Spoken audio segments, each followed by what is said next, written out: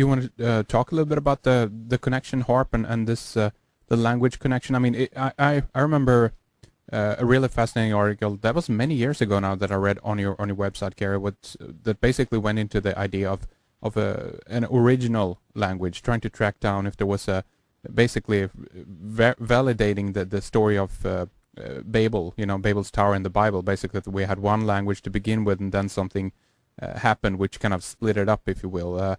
But what is the connection there, Gary? Well, the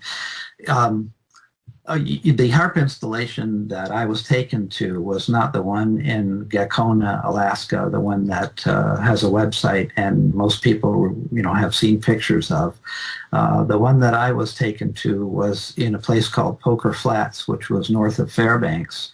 And I was taken to this installation by two former Navy people who worked there and actually constructed it, and wanted to tell me anonymously that this installation had been fired up and used, and that it had created harm to the atmosphere and had actually hurt some people.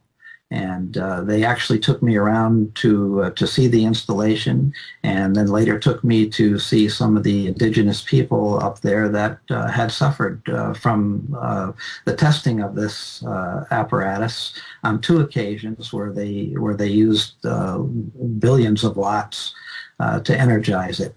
And this was later seen echoed in some of the ancient texts when they talked about a phenomenon called burning from the sky.